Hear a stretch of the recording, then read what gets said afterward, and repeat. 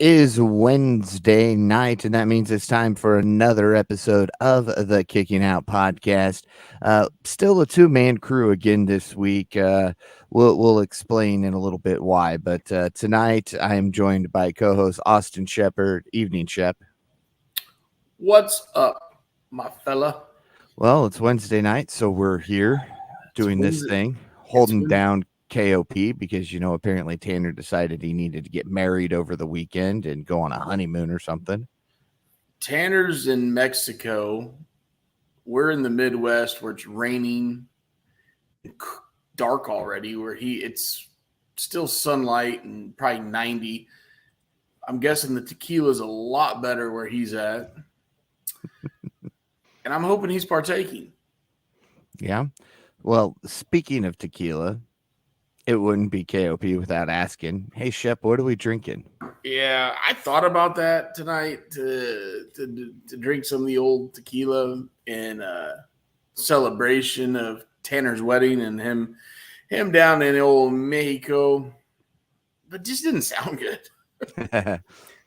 So, but you know what did sound good? I bet you can guess. A little bit of bubbly, and your go-to Kettle One. So, yeah, was sat down to watch the episode a little bit later, the normal.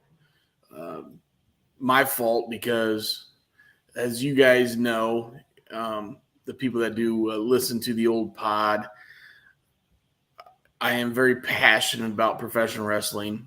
And there's one other thing that I'm very passionate about that has absolutely nothing to do with professional wrestling. It's maybe one of the farthest things from professional wrestling, and that is dirt sprint car racing. Yes. And tonight started the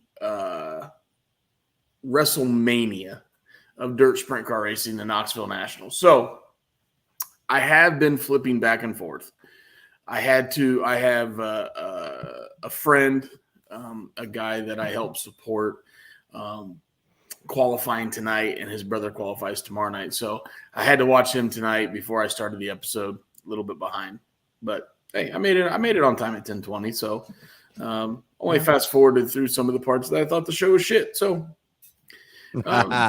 wow, giving the review right off the bat. There was two spots that I thought were dumb as hell, but that's whatever. So yeah, fast forward a little part, and I think I logged in at 10:19, and here we go. Yeah. We were chatting a little bit off air before we got started because we like to make sure we're on the same page, so I don't go in here and say something that Shep's like, "Whoa, why'd you have to go down that rabbit hole 3 minutes in?" I'm an open book, and and I do not discriminate against any rabbit hole. All right, well, we know what you're drinking tonight. So, with that being said, I got to say, hey, Kettle One, KOP is looking for some sponsorship, and you got a guy who drinks it religiously on KOP every Wednesday. We're willing to wear Kettle One merchandise, hats, shirts. I mean, we're going to be at Dynamite in Indy September 6th. So, yeah. I mean, we'll wear a Kettle One shirt down there if we can. I mean, I'll wear a Kettle One shirt. I'll make sure the Indiana Farmers Pepsi Coliseum. Last time I was down there, we had to drink the old Tito's. Not bad product, made in Texas, something like that. It's okay. something like that. But it's not Kettle One. No, it's not. And it hasn't been made in the Noet family since 1849 or since 1691. All right. Older than the country we live in. Come on. I mean, it literally, I don't know if I can, it says 1691 right there. Yeah, you can almost see it. It's 1691.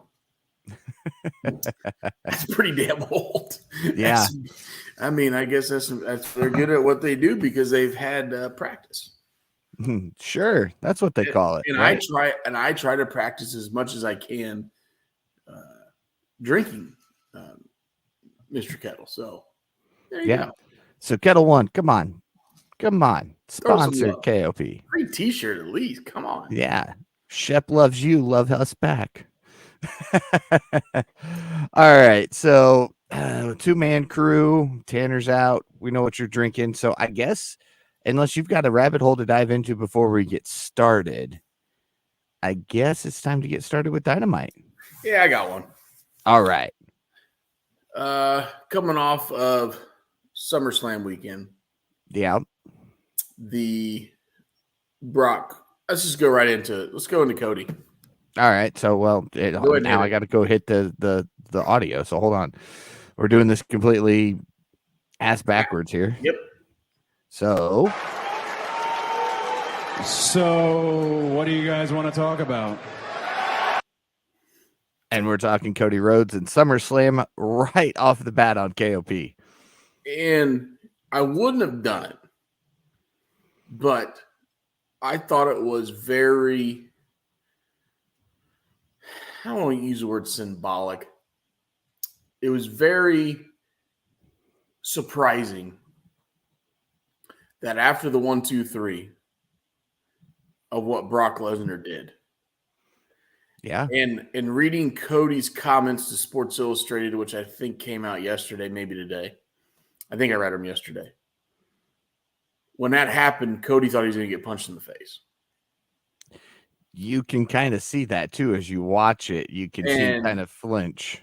And Brock did the complete 180, raised his hand, put him over. And I think it took the fans off guard, caught the fans off guard. Yeah. Maybe caught Cody off guard even more. Oh, yeah. But I love the fact that maybe Brock knows the bigger picture. And this helps Cody build back up to where we want him to be, to build him back up where he was last WrestleMania, and then the air came out of the sail. Mm-hmm. So maybe Brock sees the bigger picture, and says, "I'm Brock Lesnar. I can maybe reinflate that sail a little bit." I thought it was a awesome segment. Match was good. I watched it. Match was good.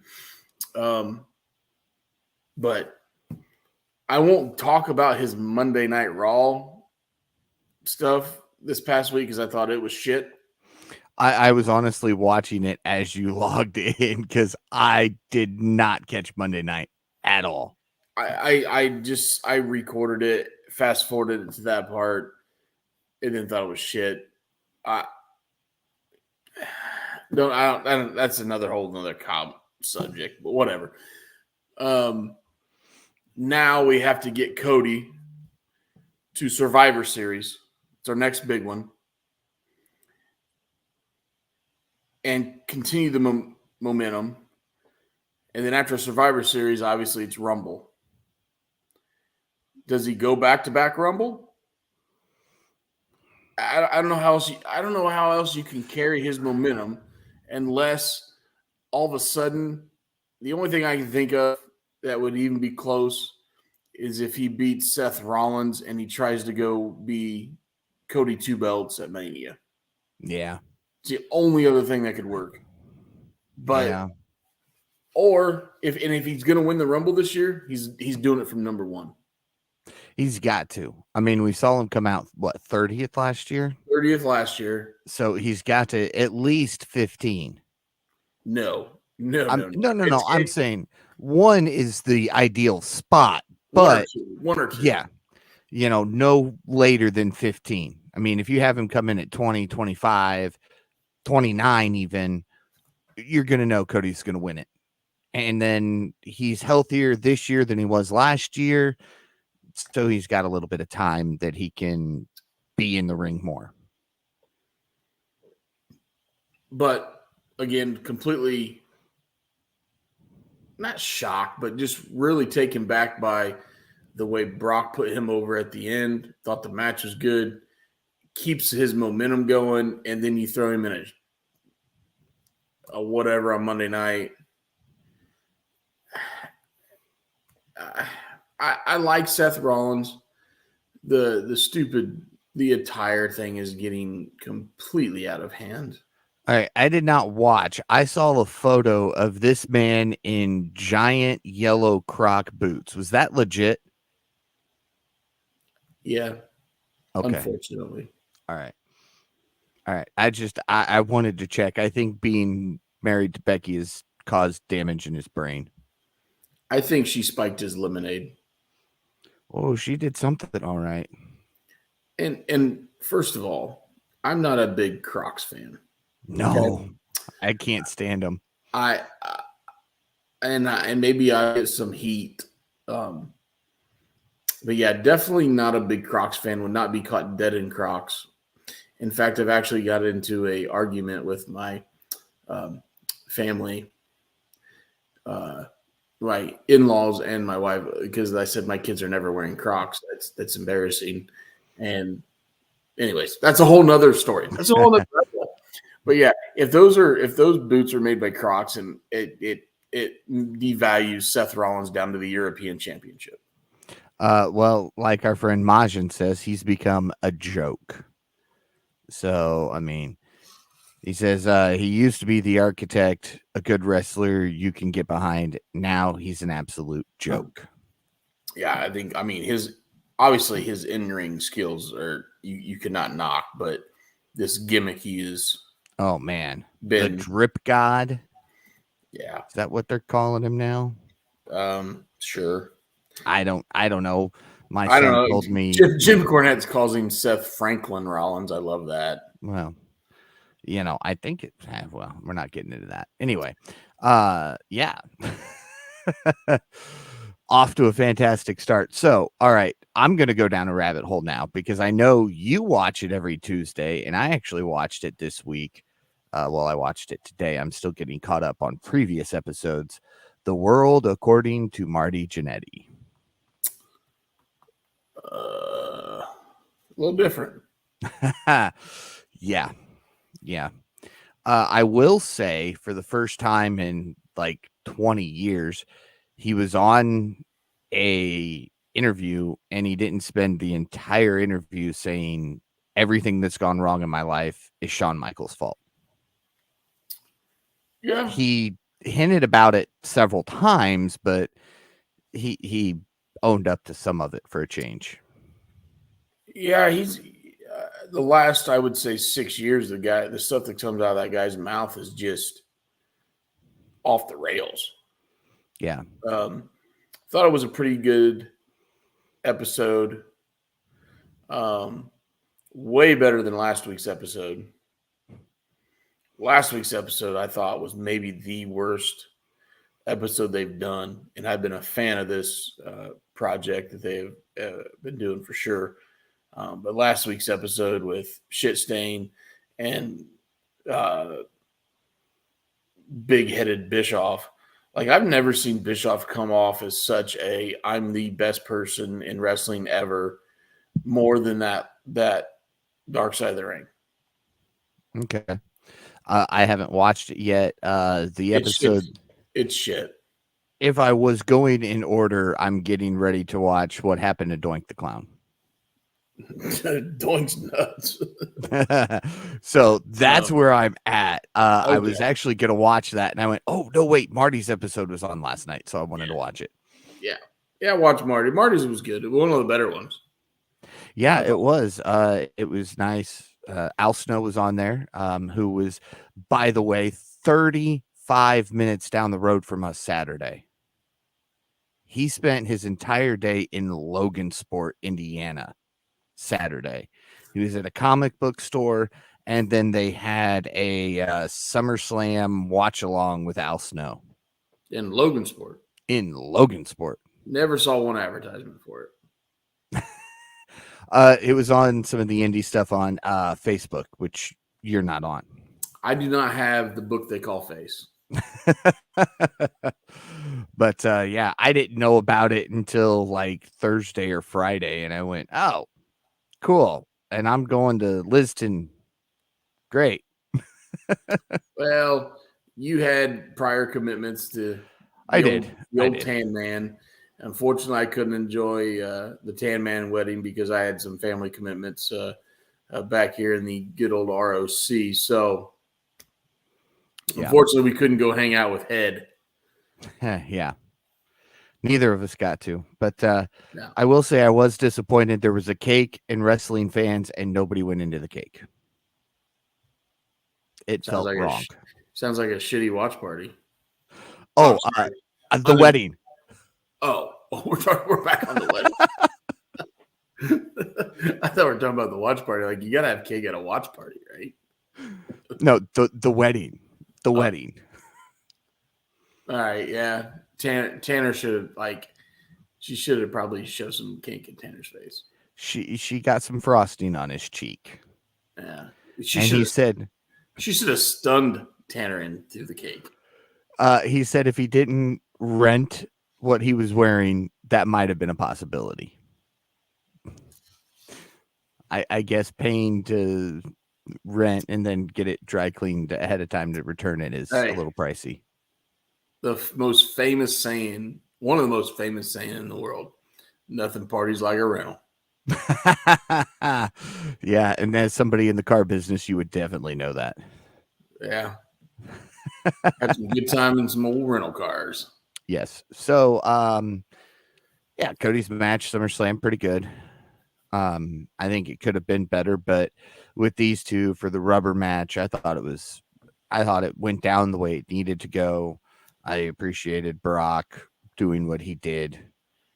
Again, everybody is saying that was completely unscripted and that was just Brock being Brock. Yeah. So.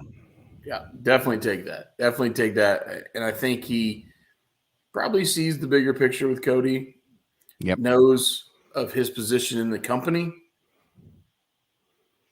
And in my opinion, and because I am a Cody fan, in my opinion, he did the right thing, and then he honored Cody on top of it. So, hats off to Brock. Yep.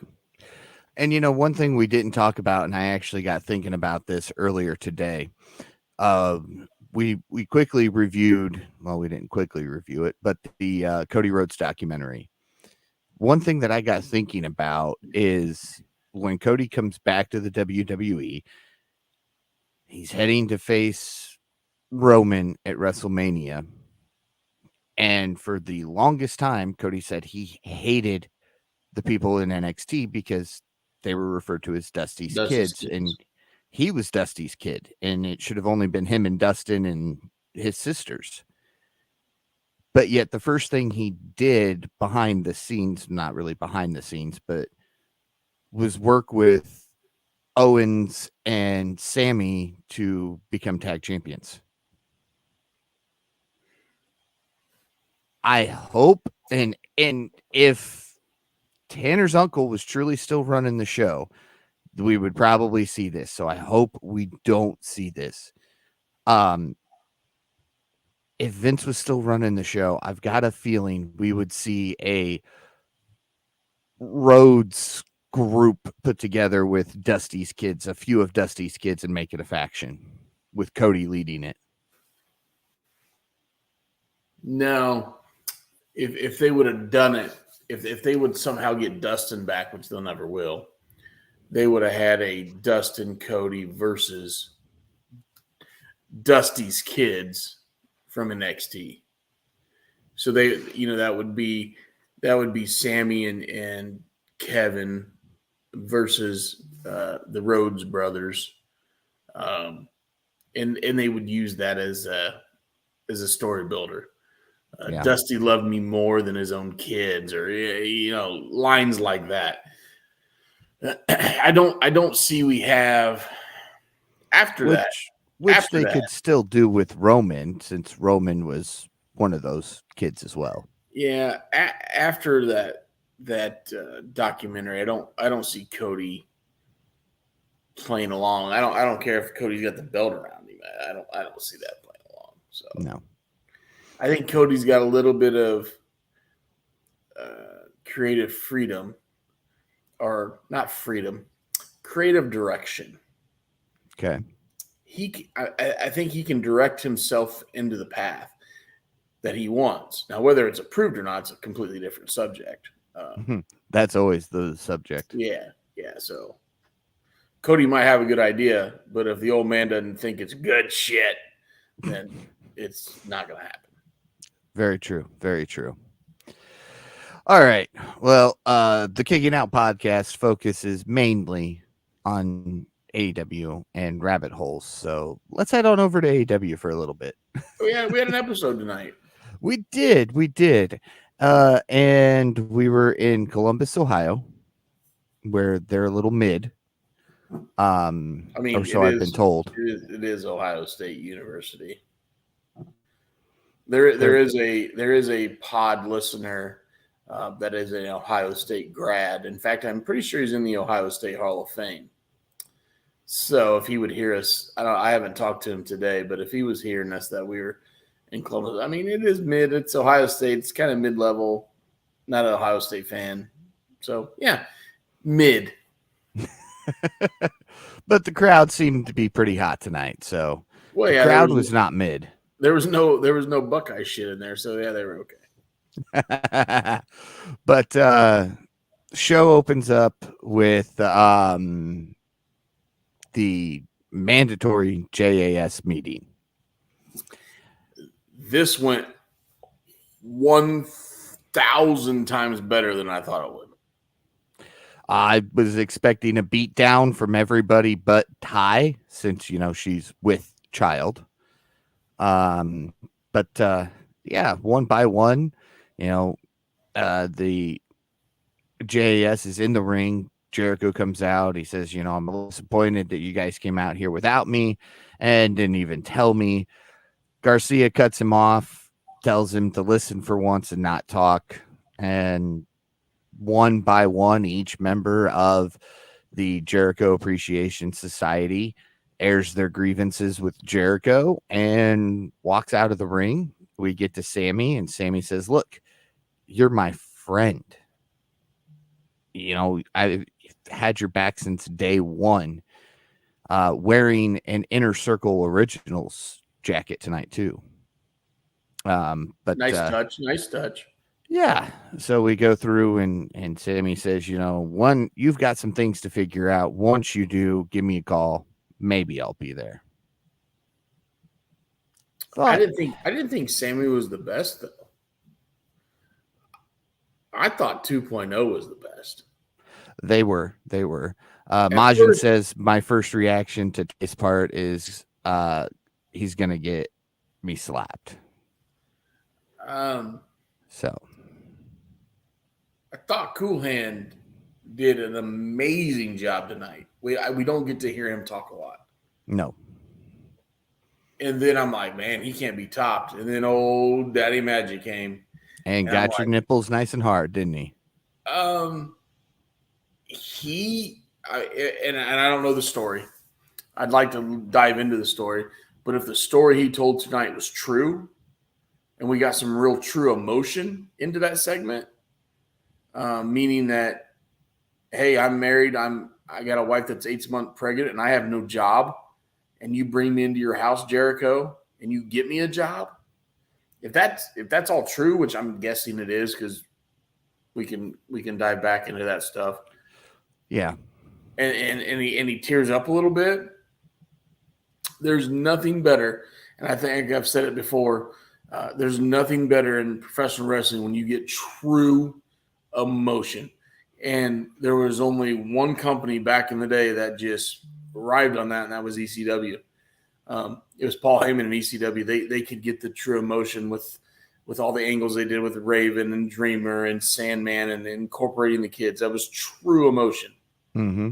And that was even before they pulled the curtain back with the kayfabe stuff. Yeah. Okay. People bought it more back then than they do now. But tonight, those two short promos from that tag team that we don't get to see a lot in the ring, we don't get to see them talk a lot. Those guys showed their true talent tonight and delivered perfectly. In fact, made the segment. Danny Garcia was shit. Oh, man. He was shit. Hager was kind of funny with the hat. I liked that hat. I like that hat. Okay. The girls, they're okay, whatever. 2.0, amazing. Sammy was good, kind of put the cherry on the top, but was not the foundation of that promo. Right. No, it was 2.0 hands Yeah. down. Yeah. So we then go to a quick commercial break, come back, see Jericho backstage. Callis comforts him and apologizes, and Jericho says it's fine. He has his answer for him. Let's announce it next week. What's your prediction? I already have mine. I don't think he'll join. But then part of me says he's going to. I don't think he'll join, and I think he'll turn around and beat down Don Callis. And then Takeshita comes out for the save. There's our all-in match. Mm-hmm. All right. I can get behind that. And then Jericho for the next 2 weeks, 3 weeks. We got 3 Dynamites left, right? 2. No, 2? maybe 3 because it's the 27th. Anyways, Jericho comes out and talks about how he's gonna 2. We have 2. Since Jericho's been in AEW, he's been in a faction. Now all of a sudden Jericho says, I'm gonna go in, I'm gonna do this on my own. I don't need help from anybody. I'm gonna go take on the Don Callis family and Takeshi, and I'm gonna do it on my own. I don't want no help. And he's gonna have 2 weeks to prove that via promo, and I believe he is good enough that he will get those people believing him. Now, I don't see him going over clean over Takeshita. No, whether we JS have a will get return or something, yeah, whatever. Yeah, but I think that's the angle you're going to see over the next 2 weeks. He's going to tell Don Callis no, beat him down. We get that match with Takeshita, and then we have all this Jericho hype. I can do it on my own. I'm the Ocho. I'm the demo god, Lionheart, Painmaker, Rainmaker, whatever the hell you want to call me. I can do it on my own. Yeah. All right. Now, okay, let me ask you this based off of things we've seen on the dirt sheets, rumors flying around on the internet, and then Sammy wearing the Inner Circle jacket. There's been talk that Proud and Powerful are on speaking terms again. I think I've heard, I don't know if it's true or not, that Santana's pretty much ring ready. Do you think that's how he goes over it all in? It's not the JAS, it's Inner Circle. No, because I think they bring if they get those 2 guys on the same page, they bring Proud and Powerful in on the tag title scene real quick. Okay. Now down the road, if they want to match them up, great. But then you have the whole conflict with them going back to Jericho or them staying friends with Eddie Kingston. Eddie Kingston's going to come back. You know, he's finishing up the G1 or finished up the G1, I should say. So we're going to have, I'm guessing we're going to have Eddie Kingston coming back. So then you have a conflict of these 2 guys going, my real life friend, Eddie Kingston, my on-screen friend, my kayfabe friend is Jericho. I'm in the original Inner Circle. Maybe have a little bit of battle back and forth, but I want to see those guys come back. They're so talented. I want to see them come back in the tag title scene. Yeah, me too.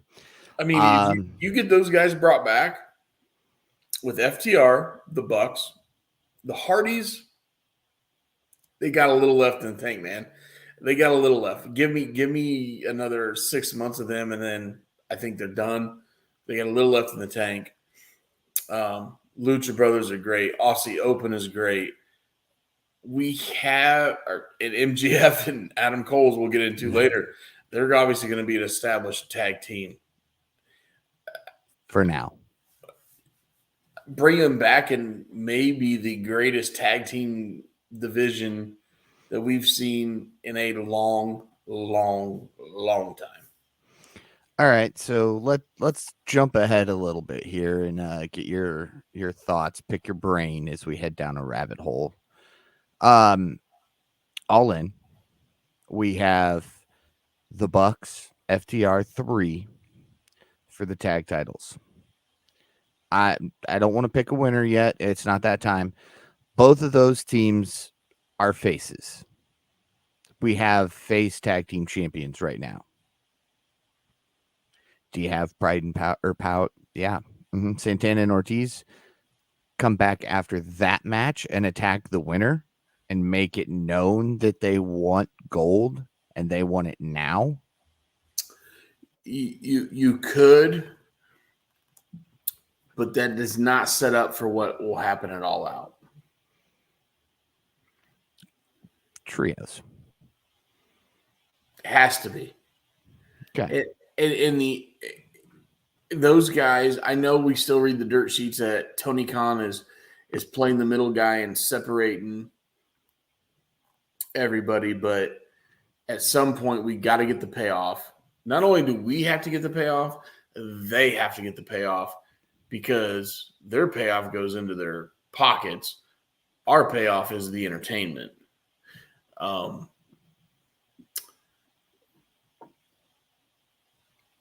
So obviously, I don't know if they'll have a clean tag match at All In. Obviously, Omega's going to be occupied. We're going to find out next week, but he's going to be occupied. I don't know. There's something that's weird. There's something that says to me this week on Collision that CMFTR wins the Trios Championships. That's my thing. There's something that says that. Yeah, I just have the feeling. And then it all was of a announced sudden, tonight, Buddy Matthews got engaged, so he's got to start planning a wedding. I mean, well, then all of a sudden, if you think about it, everybody in CMFTR has 2 belts. 2 belts. Yes. Yeah. Yeah. Still not sure how I feel about the real world champion, but you know. Yeah. All right. Up next, we get what we were just kind of briefly mentioning, the Hardys versus the Young Bucks. This was a back and forth match more than I thought it was going to be. I mean, I haven't seen Jeff do a whole lot. I've been bad at catching Rampage, which is where they've been a lot here lately. But, did a fantastic job throughout this match tonight. As we get towards the end of the match, things kind of get out of control. The Hardys regain control, and Jeff nails the Swanton Bomb, but Matt Jackson breaks up the pinfall attempt. Matt nails Nick with a twist of fate, but then eats a super kick. But Matt then hits a super kick to the back of Jeff's ankle to end a top rope attempt. The Young Bucks then nail the BTE trigger on Matt and take the victory.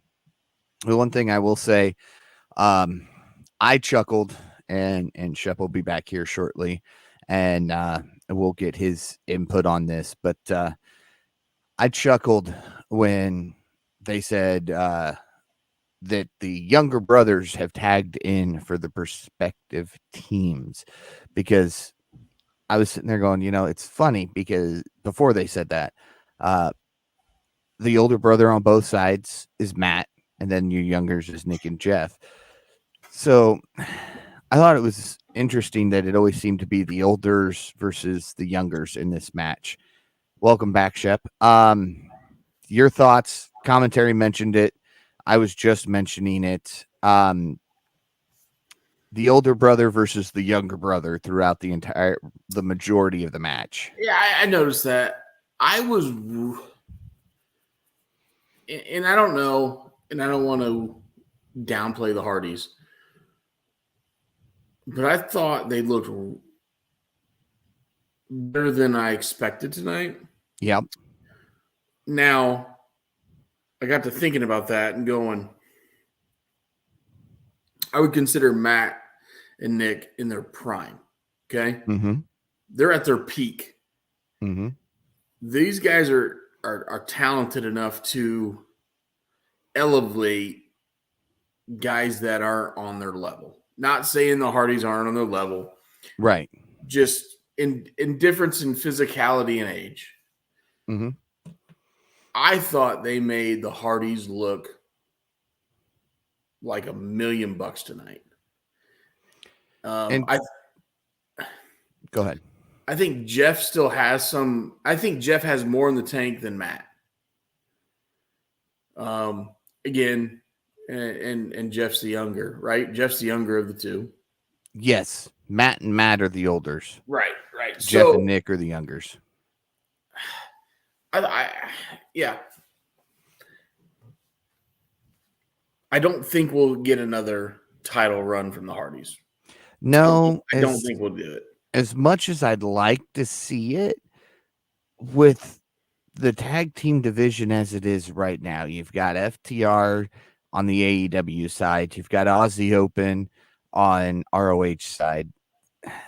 I don't think they could take on either of those two teams and it be believable that they beat them. Yeah. So I don't know what they're going to do with them. I don't know,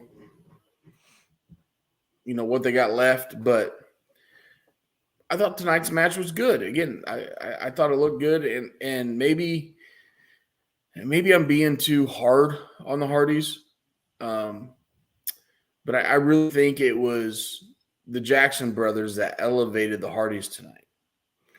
Well, I mean, you I mentioned want to sound how like a big AEW mark and all right. that BS, but just my opinion. Yeah. Well, and you mentioned how we've seen the Bucks elevate teams who aren't necessarily on their level. We saw that with Private Party in the original tag team tournament. They lost to Private Party and put Private Party over, making us all think that these guys are just the greatest tag team out there. And then they all just kind of disappeared. And one became brothers. Hey. Yeah.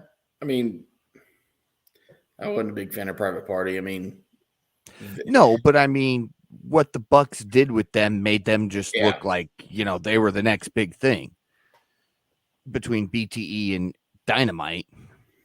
Yeah. Same thing happened to Action Andretti too. And where the hell is he at? I think he's injured. No, there you go. You know more than me. Wait, wasn't he on something this weekend? Rampage or Collision? He could have. I don't know. I mean, I get the veterans doing that. I appreciate that. But if you're not going to do anything with him, yeah, I don't know. Well, he has to keep filling in for one of the Martin brothers because either, Darius or Dante's out injured. Every time they start to push Action, another Martin brother's injured. Yeah. Well, when you break your ankle in 69 places. God, you had to bring that up. That just makes my stomach turn. That. I watched it live. Yeah, I don't know how you did it. And I forget how many stacks of tables were set up and ladders they went through or whatever, but it was Sid Vicious-esque when he did it off the top rope. Yeah, with a wrestling boot on. Yes. Dante Martin, I think, had probably what you would call an amateur wrestling shoe on with kick pads. I think so. I mean, Sid Vicious had a freaking boot on that went up to his knee. And still did that, but yeah. Maybe he those things don't provide a whole lot of support like you would think they do. But I've only tried them on once, so that's beyond the point. Anyway, post-match, the two teams, the Bucks and the Hardys, share respect, shake hands. The Young Bucks then get the microphones, and Nick Jackson says 3 letters. FTR. It's It's kind of like Beetlejuice. You say it 3 times, he appears. You say FTR, they appear.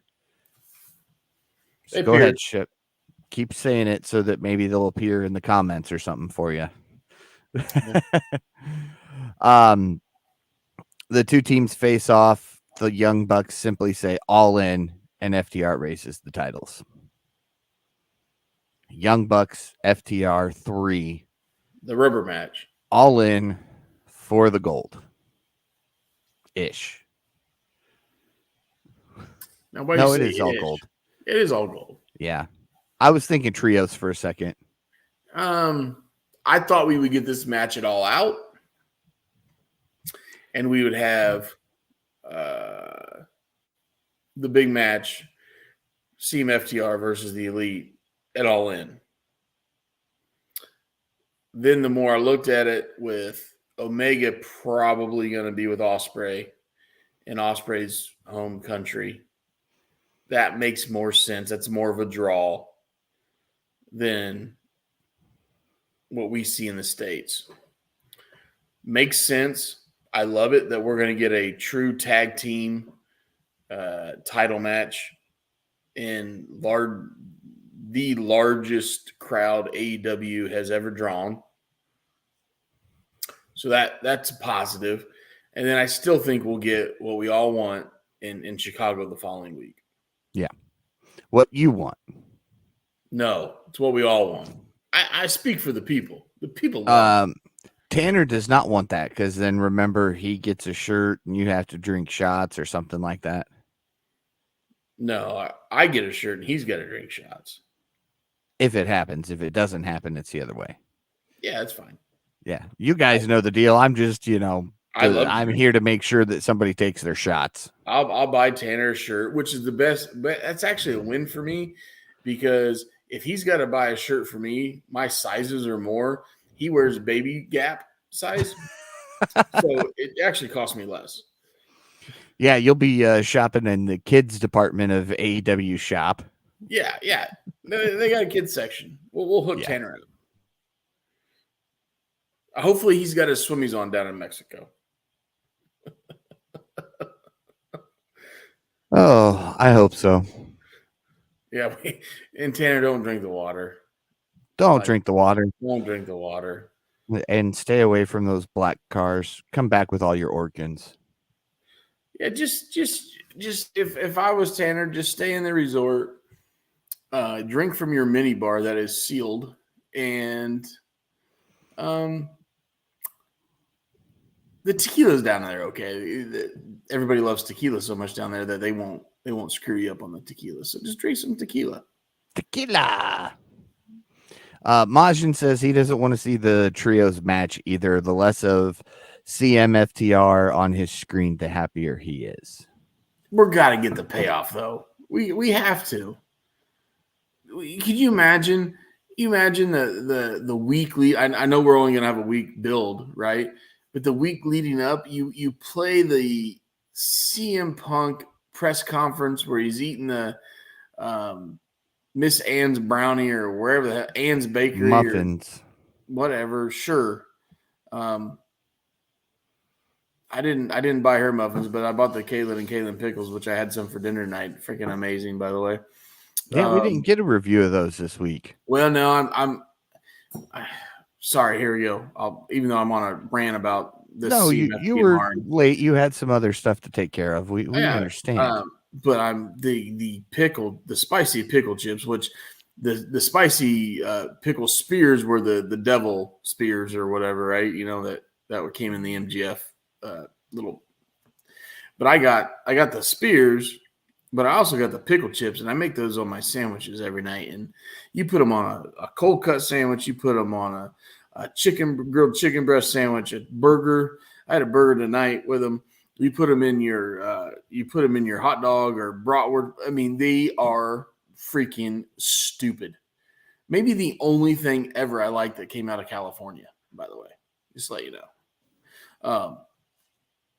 But yeah, great. I have 6 jars that I haven't even cracked yet. I haven't tried the jalapeno ones yet, and there's another flavor I haven't tried yet. So maybe next week we'll have some jalapeno pickle review for Kaylen. Of course, there was some jackalope, and I've been doing this for a while. There's some jackalope that Tanner sent me that decided to do a pickle review of the actual MGF pickles that he got, which I got mine 6 months ago and ate them all. And this guy's just now doing a review, and I think Kaylen tagged him, and I'm like, look, where's the love? Freaking, I had a $200-some order that my wife ripped my ass about. She's like, she goes, this is getting out of control. When they showed up in 2 different boxes on the front porch, and she's like, you're an idiot. I said, no, you don't understand. These pickles are amazing. So Kaylen show us some love too. Kaylen and Kettle. I mean, obviously I'm in the K's. Give me some love, guys. Come on. All right, what were you talking about? CMFTR. Oh, yeah. Majin, it's going to happen. We got to have the payout. We'll sell the T-shirts, sell the tickets, make millions, be done with it, and then we'll move on to something else. There you go. Cheers. All right. So basically, we're looking for a one-off. Let it happen. Be done with it. Give them 20, 25 minutes. Give me a one-off, and then let's go into maybe Omega CM Punk for the fake title, the real title, or whatever the hell you want to call it. I don't care. I think those two could make millions just working the 2 of them. So, yes. All right. Moving on. We get to see a video package from last week of MJF and Adam Cole hanging out at a trampoline park. MJF was not happy when they got there. And I was like, all right, we're going to see, a super kick or somebody's going to get something on a trampoline. Instead, MJF is just hurling dodgeballs at kids the entire time. And Cole tells him, you got to stop. You can't do those things. Some little girl walks over, says, what are 2 grown men doing in a kid's trampoline park? As you see other adults in the background, by the way. But they say they can do it if they want to, and they shouldn't talk to people that way. She flips them off, calls them nerds, and Cole finally says, all right, Max, one more. And you just see him get ready to chuck it as it cuts off. Fantastic. The best comment was, I'm probably your dad. Yeah. That was a good one. And he hit the kid in the nuts, too. Yeah, I'm probably your dad, and he did. Slept with your mom. Two great comments. And then it was short and sweet. They didn't drag it out. And then they go right into their in-ring promo, which... No. Oh, they didn't? No, you skipped a part. No. I was fast-forwarding it. I don't blame you. What'd I skip? BCC's shown backstage. They talk about what they did to the best friends. They mentioned that they are the reason that Pac is out injured, meaning he'll miss Wembley.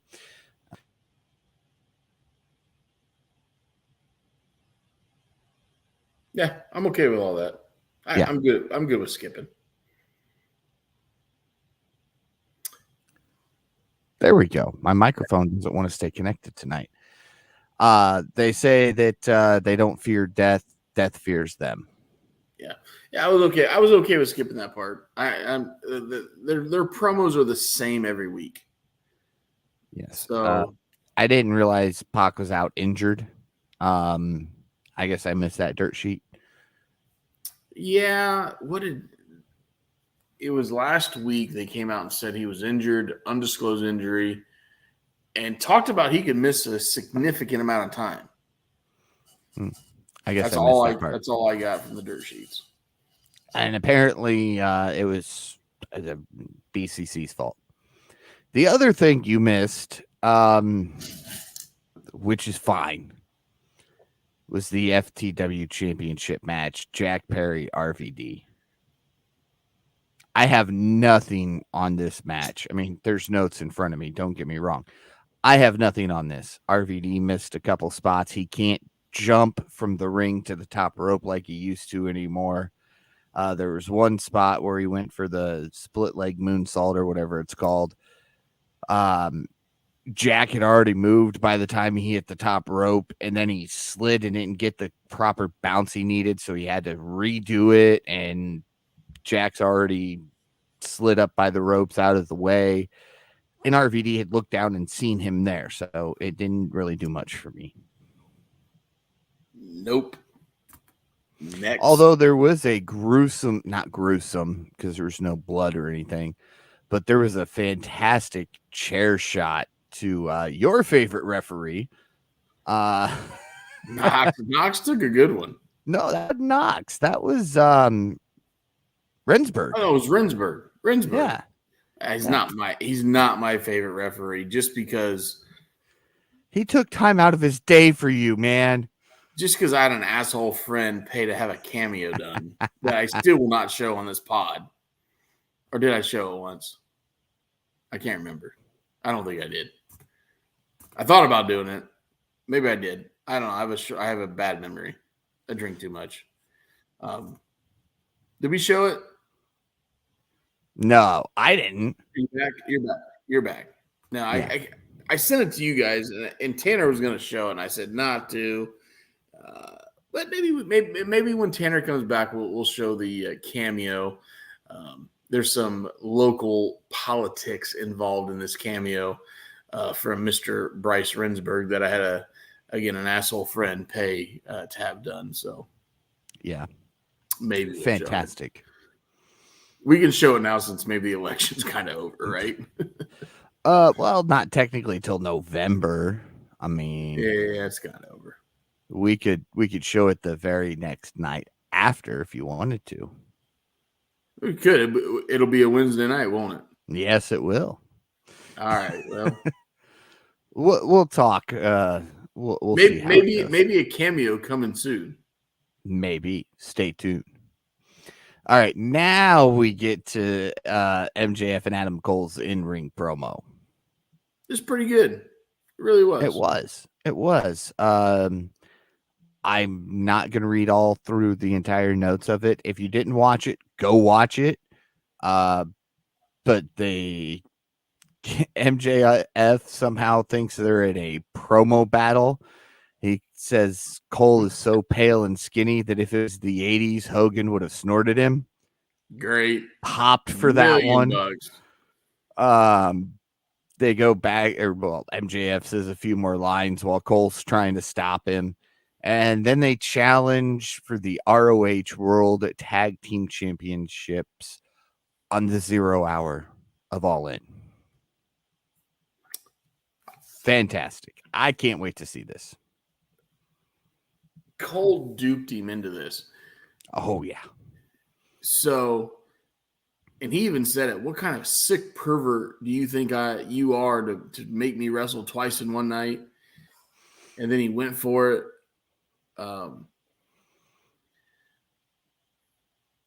It actually throws a little bit of a curveball because I don't think Tony's taking that belt off of him anytime soon.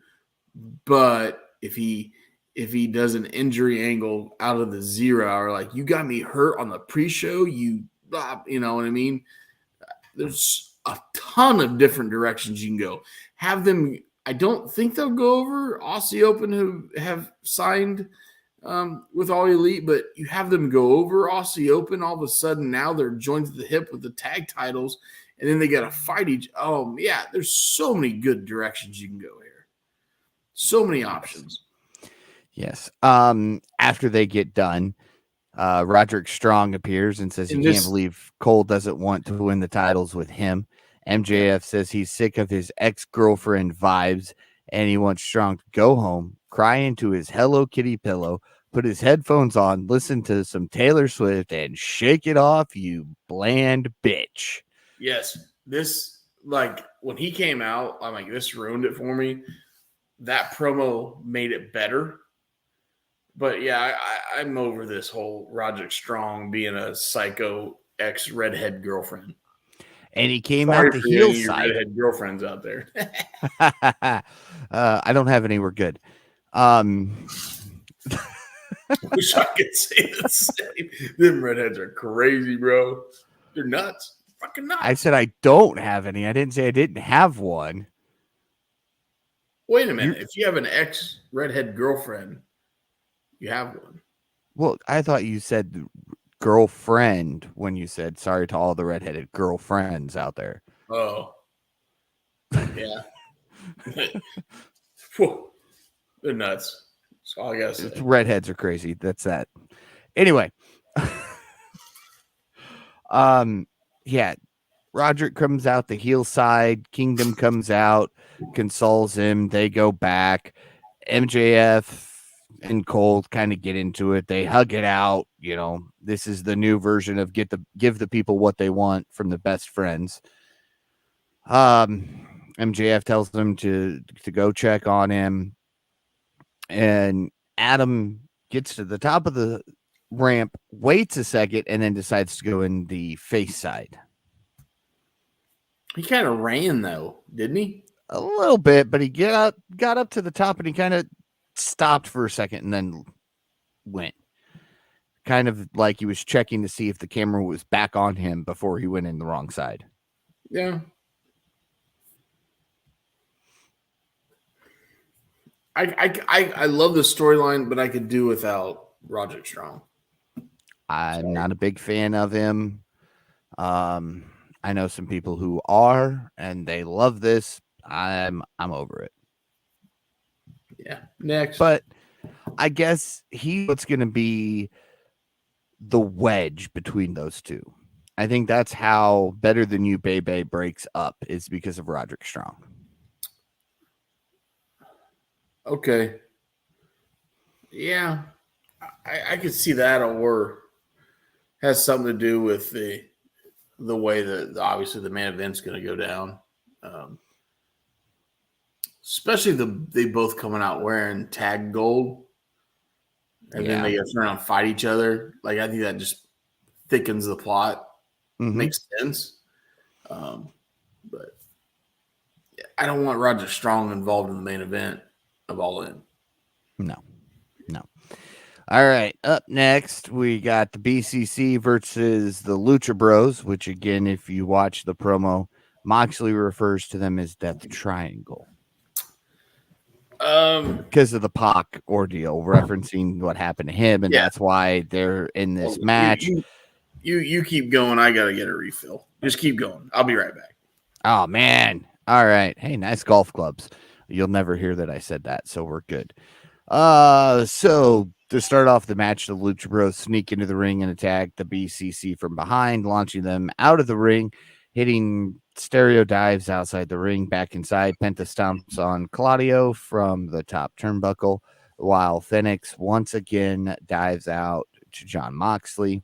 Claudio turns things around with an uppercut and a lariat, though, as he then tags in Moxley.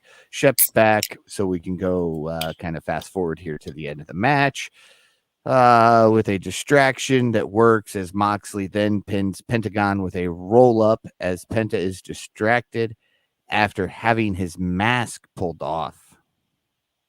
So there you go. BCC wins due to mask removal.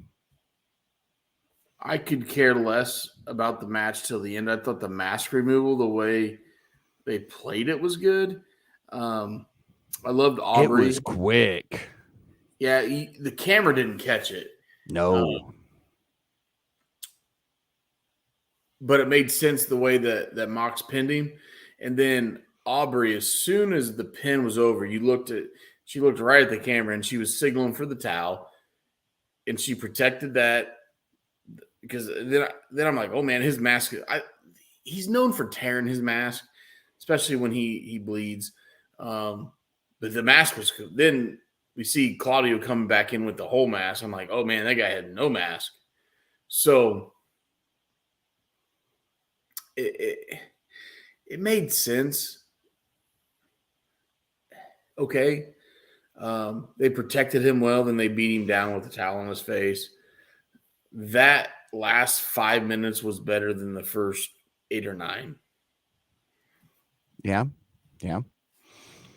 So again, like you just led to after the match, BCC jumps the Lucha Bros, leaving them laying. Claudio doesn't look bad in a mask. He could be a masked wrestler if he wanted to. Okay. I mean, just like imagine it. They write him off you like look like he's a injured or goofball. something. Exactly.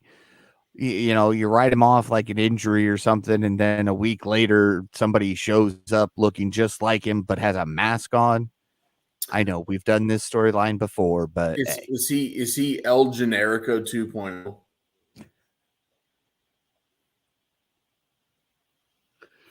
No.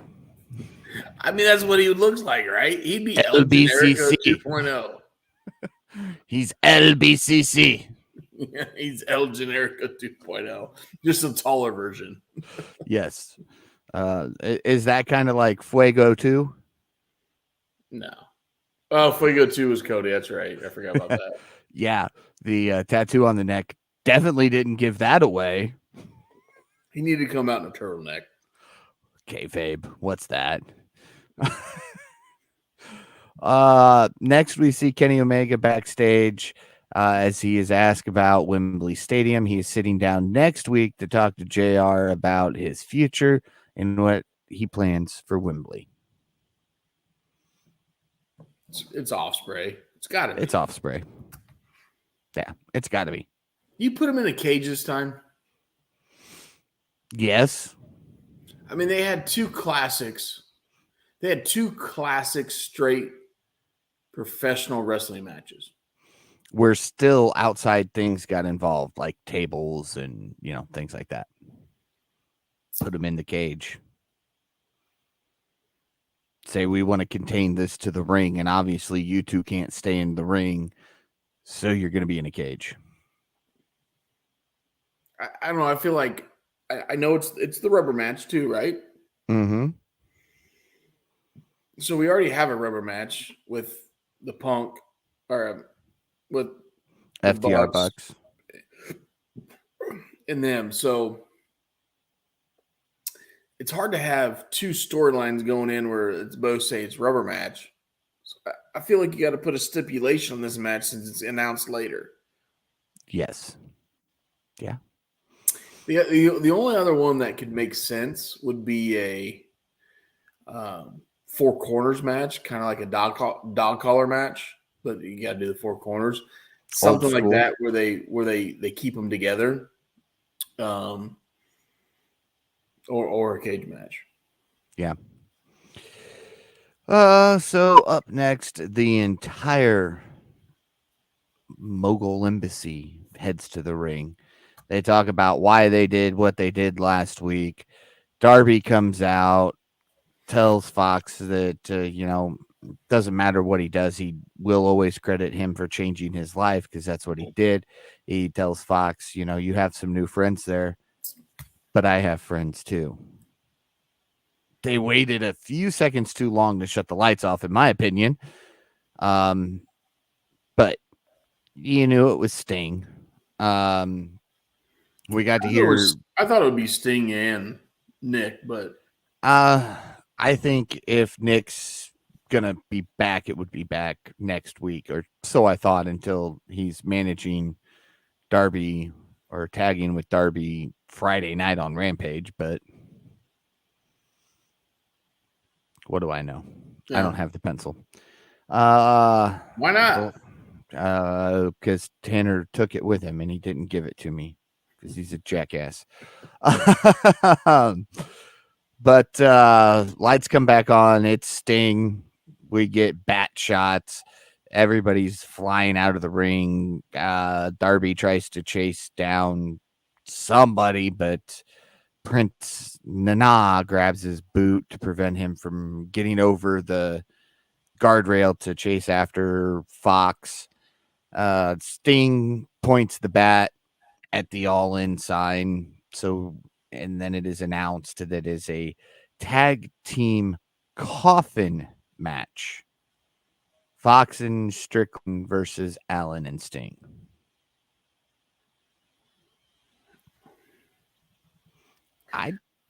This is gonna be. I'll admit it. This will be my first tag team coffin match. I don't know if there's ever been one before or not. I could be completely wrong in thinking that this is the first one ever, but who knows? As Darby's never lost a coffin match, right? I don't think Darby's ever won a coffin match. Really? I don't. Okay, maybe he's 50-50. I don't remember. Dang it, now you're going to make me. I remember him coffin dropped through a coffin once. I thought that was for the win, though.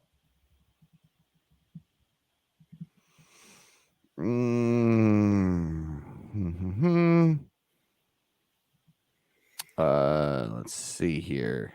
Now we're just going to see more high spots with Sting trying to go through tables and coffins. Yes. That's exactly what we will see.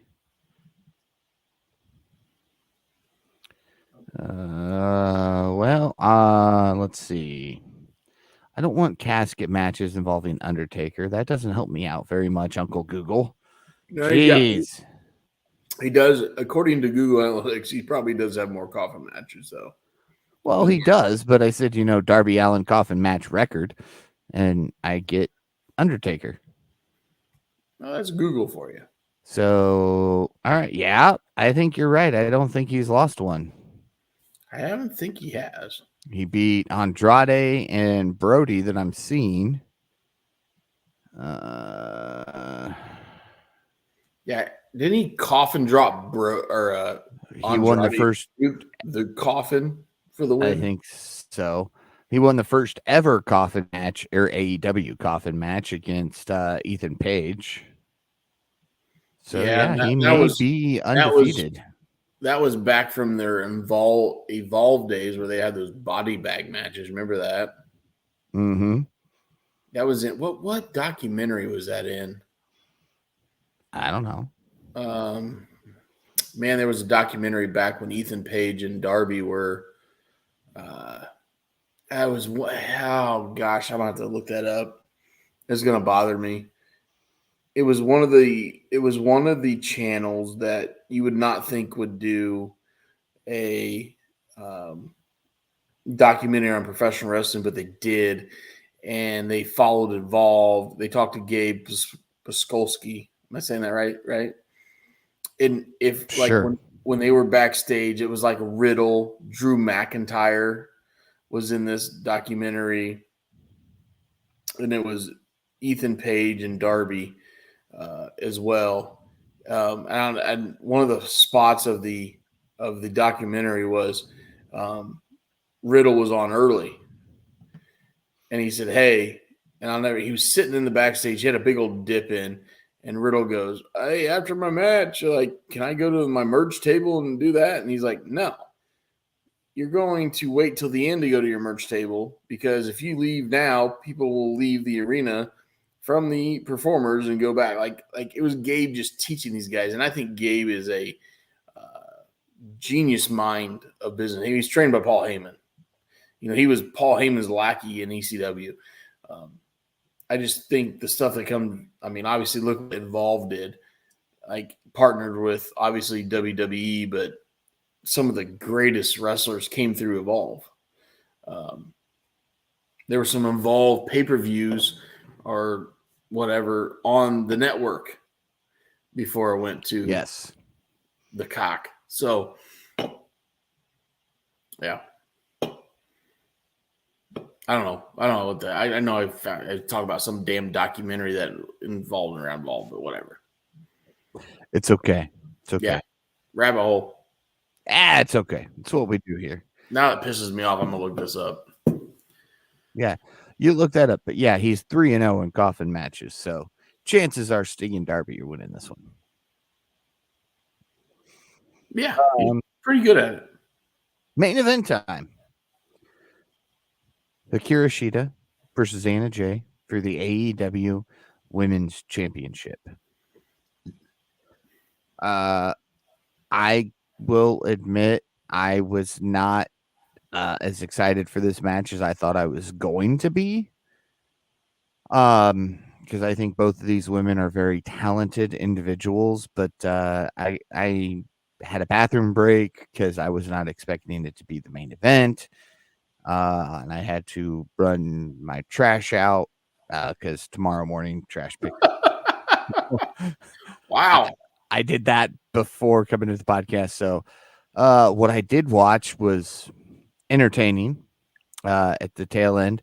Shida hits the Falcon Arrow and the Katana to retain. So Daddy Magic okay. and It was on Vice. Sorry, I know you're talking about the main event. no, go right I ahead. am 100% sure this was on Vice TV. And it was before Dark Side of the Ring. And it was a guy that was traveling around he wanted to learn. Hold on here.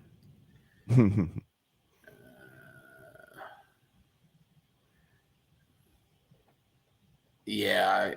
God, what was it? I think it was called wrestling.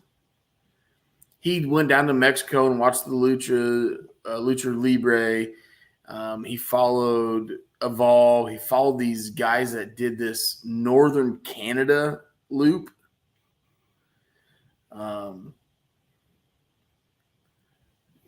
Yeah, it was on Vice TV. It was before Dark Side of the Ring, and I think it was successful, so it made them go into Dark Side of the Ring. But yeah, anyways, I think Vice does a really good documentary. So They even though I do. don't agree with a lot of their other stuff, they have some good docs.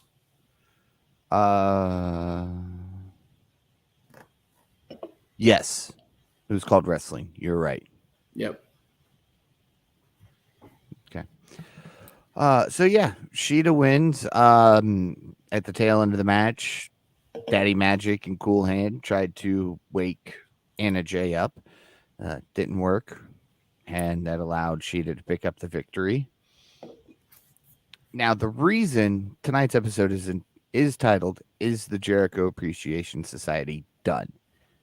Why would Cool Hand and Daddy Magic be out there if JAS was done? They have no ties to Anna Jay without JAS. Are they going to start their own faction without Jericho? The Equal Appreciation Society.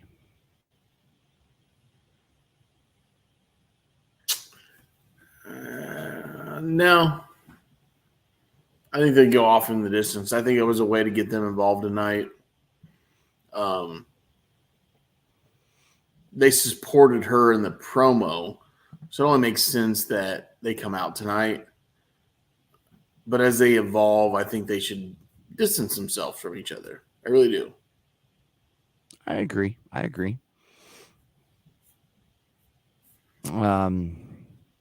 Majin reminds us that they were the closest with Anna, and that is true. They did a lot of stuff with her when she was still throwing people over tables and downstairs. And she missed a couple spots. I was referring to Stu. Oh. 2.0 and Anna were friends when Anna was still part of Dark Order, throwing Stu over tables and things like that. No. Majin says what we've thought for a couple weeks now. Anna should go with Jack, become that power couple. I think she could beat up Jack. Yes. I'm just saying there's a big caboose there. She wears the pants in the family. Yeah. Like I said, there's a big caboose there. Yes. So, yeah, that was Dynamite tonight. Yeah. 201. 201 episodes of Dynamite. So, Shep, with that, what is your rating for tonight? It was an okay show. Didn't do anything spectacular. The show started off hot with that JS segment. Really enjoyed that. Liked the MJF Adam Cole segment.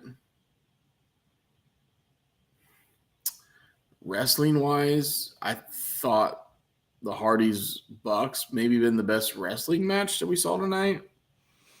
So I'm gonna be right there where I normally am. I'm gonna go 6.7. All right. I'm lower than you this week. I'm at a 6.1. You did not like the show. I was not. No, I caught myself looking at my phone a lot more than I normally do during the show. Like I said, I was all for this main event. I was excited that it was the main event. And then it started, and I went, well, I'm going to go to the bathroom. And then I came out and went, well, I'm going to run trash out real quick. Yeah, it lost my interest pretty quickly. But yeah, I agree. Opening segment, MJF, Adam Cole, fantastic. Bucks and Hardys were the match of the night if we were to do a match of the night. Yeah. All right. So I went first. So who's your wrestler of the night? He didn't wrestle. Daddy Magic. Oh, you bastard. You should have gone first because my second choice was Cool Hand. Yeah, my second will be Cool Hand. Those two guys delivered tonight on the mic. Was great promos, made you believe, pulled you in. It helped that Jericho's face like his reactions were like real. Yeah. So, I mean, we don't get to talk about 2.0 very much. No, we don't. But those guys showed some true talent tonight, and yeah, they both deserve wrestler of the night. Yes, absolutely. Not often we agree with that, but I'm glad we were in agreement tonight. So, Shep, anything else you want to talk about? We shorter than normal, but not a very impressive show. Not a whole lot on the Cody segment to talk about this week because SummerSlam was the best part of the last 7 days for Cody, in my opinion. The only other thing making waves right now, and it's because he's so good at social media, and we got to talk about the indie god, Matt Cardona. Yes. All right. The guy made a comment. He made a comment about, yeah, there might be SummerSlam going on, but I just won an independent title in the back. He was outdoors in a backyard, and I couldn't tell you the independent promotion's name. Looked like a decent crowd.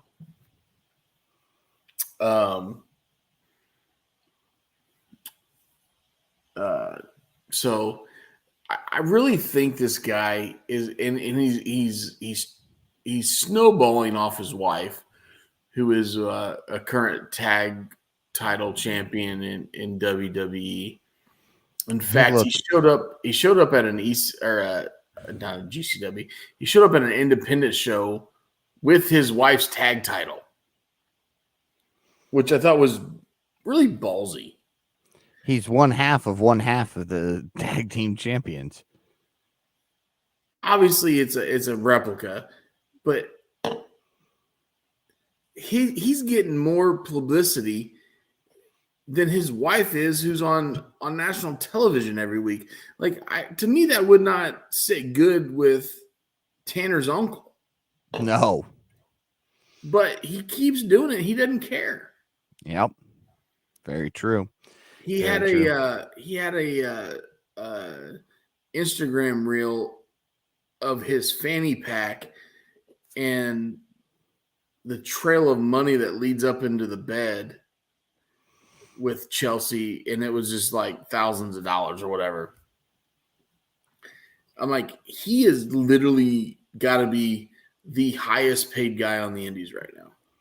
Oh yeah, and it the Major Bendy's podcast that he does helps out with that, and his figures that he has. The figures I don't understand.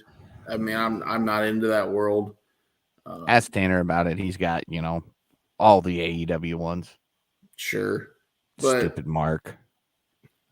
wow. Guy's on his honeymoon. You're calling him a stupid Mark. That's harsh. Hey, that's where you called me a Mark the other day, and I had no clue what was going on. Oh, geez. I got in the car, and it was like 9 o'clock in the morning listening to your radio station. And freaking Wayward Son comes on the vinyl, and I'm like, where did this come from?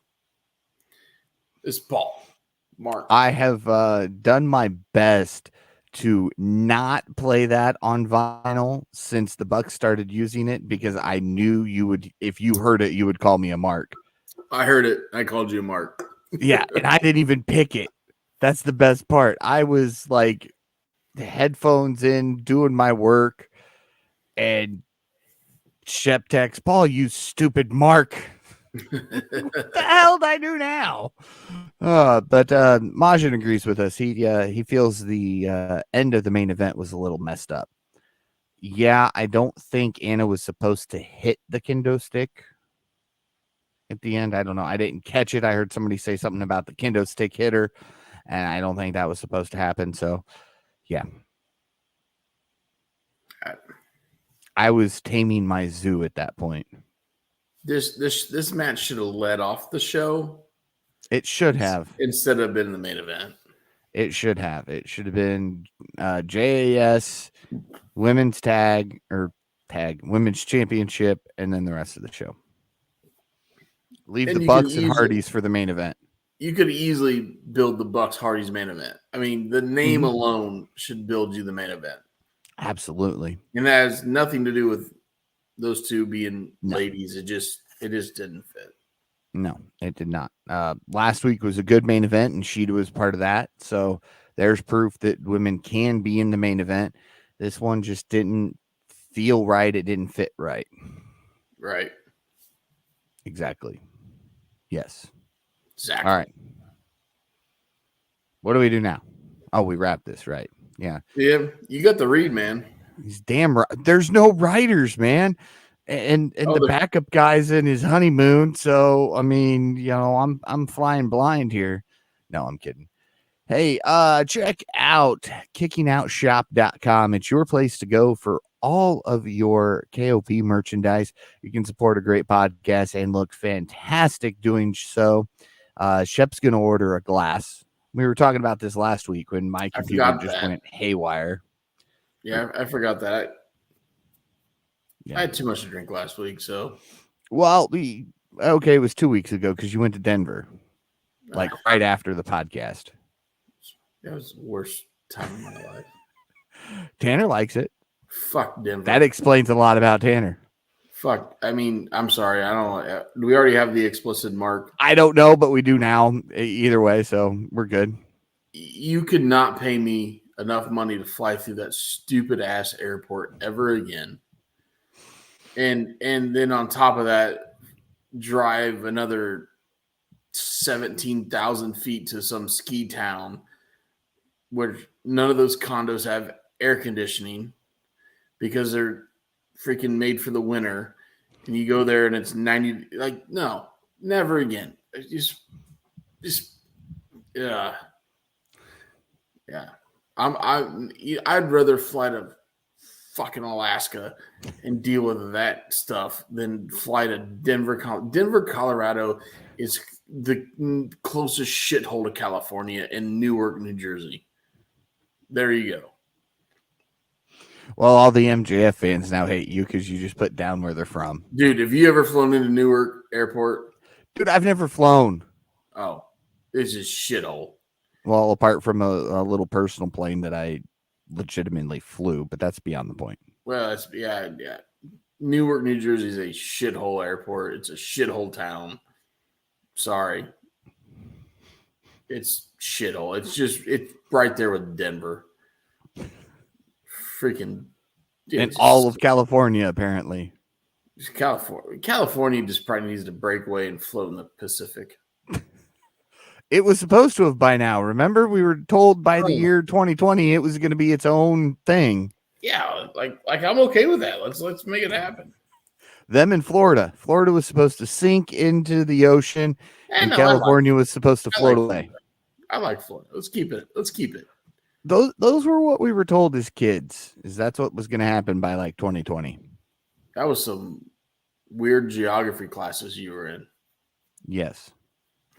But remember, we were also the generation that was told to turn their computer off December 31st, 1999, in case everything went haywire in Y2K.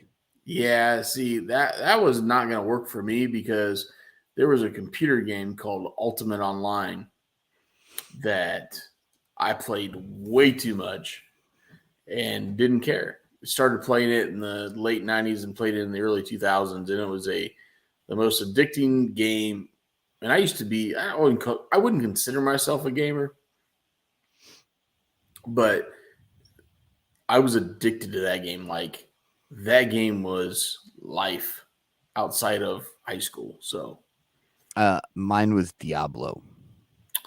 Diablo came right after Ultimate Online. Yes. Yeah, that's where I got into PC gaming, was Diablo. Yeah. I played a little bit of that, but I don't remember like getting too far in advance of that one, but I never made it out of like the first city. I just went around and killed a bunch of people and leveled up and had fun. Yeah. I'm terrible at playing games because I don't follow the story. I just go do my own thing. Yeah, that's all right. Yeah. But anyway, go check out kickingoutshop.com. It's your place to go for all of your Kicking Out podcast merchandise. You can get a mug, or well, not a mug, a glass, and drink with Shep every week as you listen to KOP or watch along with us as we go live. And you can follow us on all social media at Kicking Out Pod. Be sure to listen to the Kicking Out podcast wherever it is you listen to your podcast. And if that happens to be Apple Podcast, leave us that 5-star review, because we are 5-star KOP. And it's been proven. Go look us up. We are 5 stars on Apple Podcast. That's all that matters. Go follow Tanner Lee, even though he's not here, on social media at TannerLee92. Follow Austin Shepard at TheShep27, and be sure to follow myself at Paul Zartman921. And with that, for Austin Shepard, I'm Paul Zartman. Join us again next week as we kick out yet another podcast.